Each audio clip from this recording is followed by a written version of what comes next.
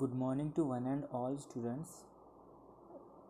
This is Professor S. V. Raghuvanshi, Assistant Professor, Commerce Department, People's College, Nanded. Today we are going to see the basic or fundamental concepts of Income Tax Act 1961. The topic to be discussed here, that is exempted income under Section 10. So, we are going to see the basic concept exempted income. We are going to make some assumptions or provisions according to some clauses, some sections. Here in this section we are going to apply the significant provision of Income Tax Act 1961, which is defined under Section 10 of IT Act 1961. So basically we are going to see the concept of exempted income. What does it mean? Actual application and various kinds of phenomenon associated with the term exempted income. Just we are going to see the concept of exempted income. So any income earned which is not subject to income tax is called as exempted income. It means that you are going to earn something. It means it is a part of revenue.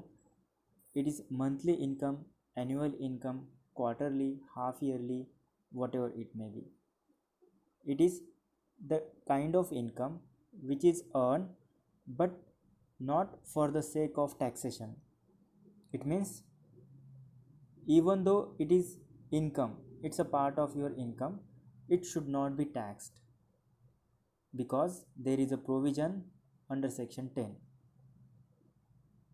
It means some kinds of incomes are there. There are some classification of incomes. Specified incomes are there to which there is no levy or impose or charge of a tax according to the provisions of IT Act under Section 10. Now the issue is, what is the treatment of such income? So successively we are going to see an application, determination and different kinds of provisions associated with the exempted income. It may be either partial exemption, fully exemption or no exemption. So the next one point says here, any income which is not included in the total income of any person or assessee. Already we have seen in the last session, in the previous session, the concept of person. We have 7 kinds of persons in the Income Tax Act 1961. So the kind of income which is not included in your total income, it means we have computed total income from all the heads of income. There are 5 heads of income, namely income from salary, income from house property, income from business or profession, income from capital gain, and ultimately income from other source, the rest of the sources of income. Okay, that is the concept of all the heads of income. And after adding or making summation of all the sources of income, we are going to compute the total income.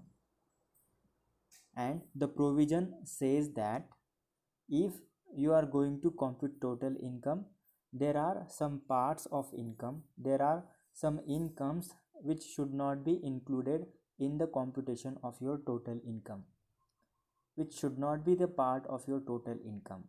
It means it is the relaxation in order to compute your total income. Some amount of relaxation is there while computing total income. And if even some portion, some part of relaxation is there, it is favorable from the perspective of any taxpayer. Ultimately your total income should be reduced.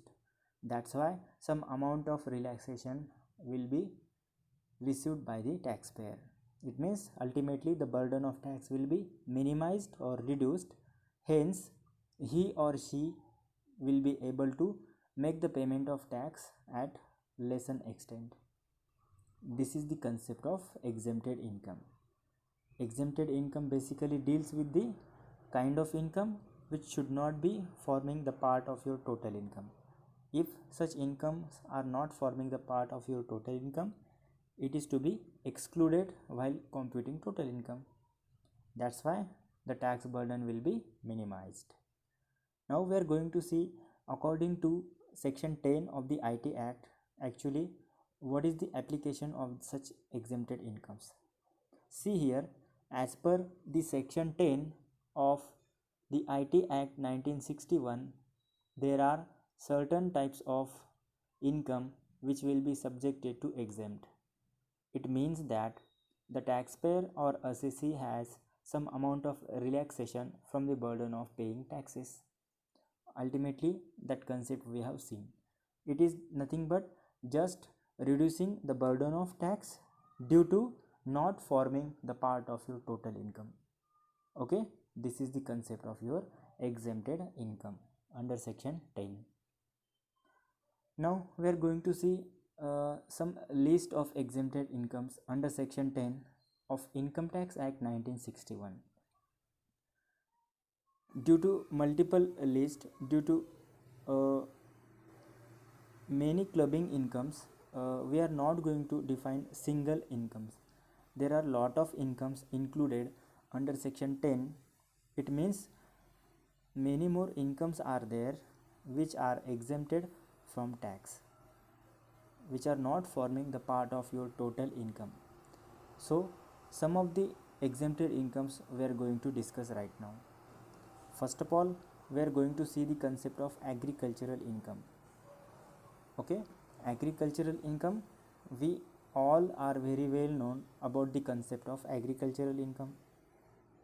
Agricultural income is nothing but the revenue generated from land which is used for agricultural purpose and which is assessed to land revenue in India. It means actually the agricultural income is defined under section 2 subsection 1. Okay, then the concept of exemption says that it is the kind of income generated from agricultural activities or the land which is used for agricultural purpose, and whatever revenue is generated, that is to be termed as agricultural income, and which is exempted from tax. It means the agricultural income earned in India is exempt from tax. There is a section. The section is under section 10 subsection 1. That is the concept of agricultural income. Now we are going to see the exemption and exclusions under section 10. First of all, we have already discussed regarding agricultural income. It is the income generated from all the agricultural activities and not forming the part of your total income, and that's why it is exempted. But the concept of agricultural income actually what says, it is defined, the exemption of agricultural income is defined under section 10 subsection 1 as per the IT Act 1961. Now we are going to see the computation of tax regarding agricultural income. Basically the issue arises that clearly, directly it is mentioned that we have no liability, we have no obligation to pay taxes over the agricultural income. Then there should not be an issue for the computation of tax. But here we are going to see actually the treatment of agricultural income. Okay, so see the first one point, calculate tax on non-agricultural income plus net agricultural income. Okay, calculate tax on non-agricultural income plus net agricultural income. Non-agricultural income in the sense income generated from all the sources of income. income generated from all the sources of income. That is, we have seen 5 heads of income: income from salary, income from house property, income from profession or business, income from capital gain, and ultimately income from other sources. These are the 5 sources of or 5 heads of income to be termed as non-agricultural income. And net agricultural income in the sense agricultural income generated from agricultural activities or the land used to generate revenue. Okay. Second one, calculate tax on. See here, successively steps are there under which you can compute your tax liability or assesses tax liability. Second one point says here that net agricultural income plus maximum exemption limit as per slab rates. It means we are going to clarify the second point, net agricultural income. Further, the same point here shows that the minimum amount of agricultural income as well as the maximum exemption limit as per slab rates. Now the issue is, what is exemption limit and the slab rates? Income tax slab rates are nothing but the kind of what we can say, it is the minimum amount for which you cannot you are not able to pay taxes. Okay. Net agricultural income in the sense the kind of income generated from agricultural activities, and exemption limit in the sense what is the maximum limit over which you don't have an obligation to pay taxes. We are going to see in the next session regarding slab rates. Okay. And ultimately calculate the final tax by subtracting second point from 1. Just you see it in the equation form. You have to make the following last process, that is equation 1 minus 2. If we are going to consider mathematically, the common factor here is net agricultural income. It is to be cancelled because the same factor arises with positive and negative sign. We just have to subtract the amount of first point from the second one. Okay.